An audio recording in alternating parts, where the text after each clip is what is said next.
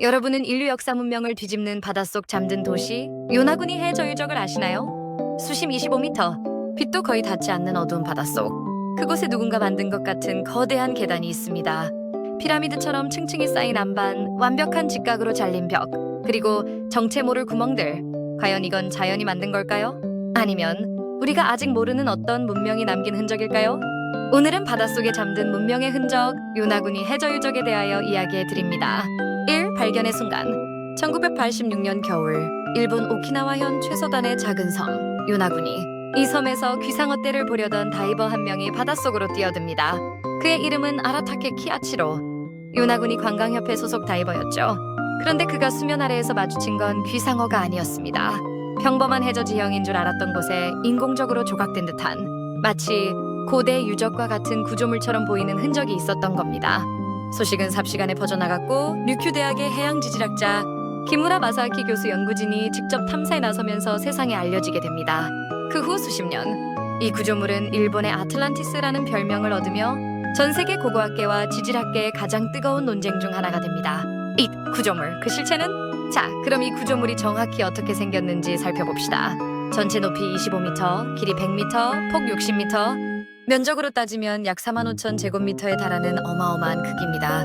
중심부의 피라미드 형태 구조물만 따지면 가로 290m, 세로 120m, 높이 26m로 외관이 오키나와 본섬의 슈리섬과 유사하다는 평가도 있습니다.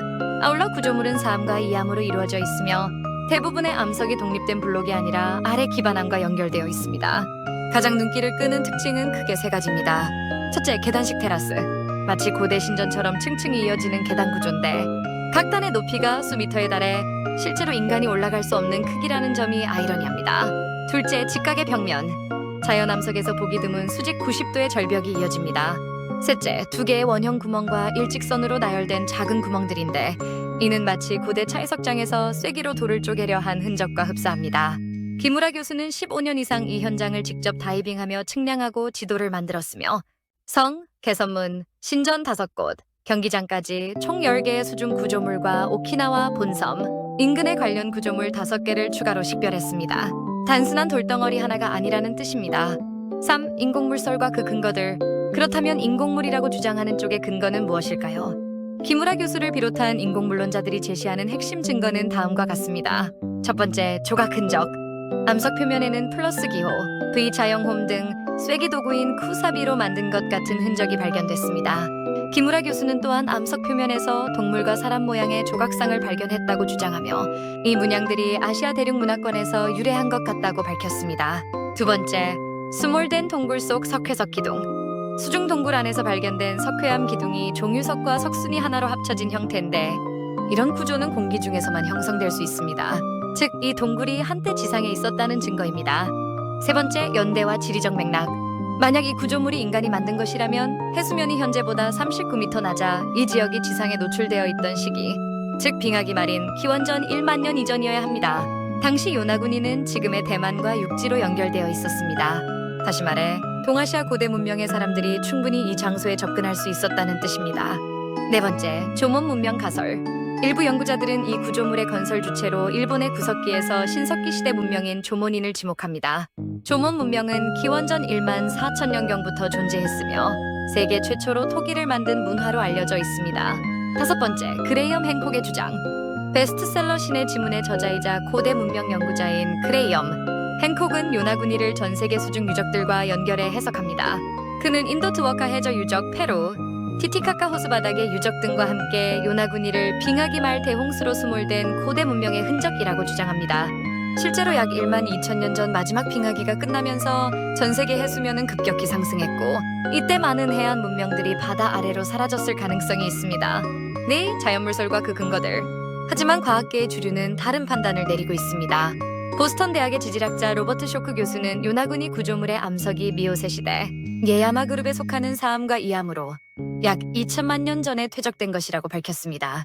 이 암석들은 평행한 성측면이 잘 발달해 있어 지진이 발생하면 자연적으로 직각 형태로 쪼개지는 성질을 가집니다. 쇼크 교수는 요나구니 섬 북동쪽 해안에서도 수면 위에 똑같이 생긴 자연지층을 발견했습니다. 즉, 이 섬 자체가 이런 모양으로 쪼개지는 안반 구조라는 것입니다. 또한 구조물에 있는 구멍들은 인공 착공이 아니라 강한 해류가 암석 표면의 약한 부분을 소용돌이처럼 침식해 만든 것이라는 반론도 있습니다. 2019년에는 오가타 타카유키 연구팀이 디지털 고도 모델 분석과 현장 지질 조사를 통해 요나군이 구조물의 형태가 사암의 전리와 성 측면을 따라 풍화와 침식이 일어난 결과와 정확히 일치한다는 연구 결과를 발표했습니다. 나아가 육상의 산리누다이 지질 사이트에서도 동일한 형태의 자연 지층이 발견됐다고 밝혔습니다. 근처에서 토기와 석기, 화덕 흔적이 발견됐지만 이는 이 지역에 사람이 거주했다는 증거일 뿐 이 구조물을 사람이 만들었다는 직접적 증거는 아니라는 지적도 있습니다. 결국 일본 정부 문화재청과 오키나와현 모두 요나군이 구조물을 공식 문화재로 인정하지 않고 있습니다. 해결되지 않는 미스터리. 자, 그렇다면 이 논쟁은 끝난 걸까요? 꼭 그렇지만은 않습니다. 인공물설 지지자들은 이렇게 반박합니다. 세계 여러 곳의 자연사암 지층에서도 유사한 형태가 나오는 건 사실이지만 이렇게 다양한 이형 구조들이 한 장소에 이토록 밀집되어 나타날 확률은 극히 낮다고, 또한 기무라 교수는 처음엔 1만 년 전 유적이라 주장했다가 이후 연구에서 탄소 연대 측정과 베릴륨 댐 측정 결과를 바탕으로 2000부터 3000년 전으로 수정했습니다. 이 시기라면 해수면이 지금과 비슷해서 지상 문명 수몰이라는 가설과는 맞지 않지만 반대로 채석장이나 제2장소로 활용됐을 가능성은 여전히 열려 있습니다. 가장 기묘한 사실 하나, 요나구니 섬 지상에서는 독특한 상형 문자가 새겨진 유물이 발견됐는데 수중 유적을 인공물로 보는 연구자들은 이 문자와 수중 구조물이 연관됐을 수 있다고 봅니다. 하지만 이 역시 아직 확실히 밝혀진 것은 없습니다. 이어 무대륙과 세계의 수중 유적들, 요나구니를 둘러싼 가장 극적인 이론은 바로 무대륙설입니다. 무대륙은 태평양 어딘가에 존재했다는 전설 속 대륙으로 아틀란티스나 레무리아 신화처럼 거대한 재앙으로 수몰됐다는 이야기입니다. 이 땅의 생존자들이 세계 각지로 흩어져 이집트, 마야 등 고대 문명의 씨앗이 됐다는 것이죠. 기무라 교수 본인도 무대륙은 류큐에 있었다는 제목의 책을 집필했을 정도입니다. 흥미로운 건 요나구니만이 아니라는 점입니다. 인도 서쪽 연안 드워카 해저에서는 약 500년 전으로 추정되는 수중도시 흔적이 발견됐고, 그리스 파블로페트리에서는 5000년 된 수중 마을이 실제로 확인됐습니다. 빙하기 말 해수면이 급격히 오르면서 수많은 해안 문명들이 바다에 잠겼을 가능성, 현재 고고학계에서 진지하게 검토되고 있습니다. 결국 요나구니 해저 유적은 세 가지 가능성을 남겨둔 채 오늘도 바닷속에 잠겨 있습니다. 하나, 순전히 자연이 만든 지형. 둘, 자연 지형을 고대인이 일부 다듬어 사용한 것. 셋, 아직 역사책에 기록되지 않은 문명의 흔적. 주류 과학은 첫 번째로 기울어져 있지만 완전히 닫힌 문은 아닙니다.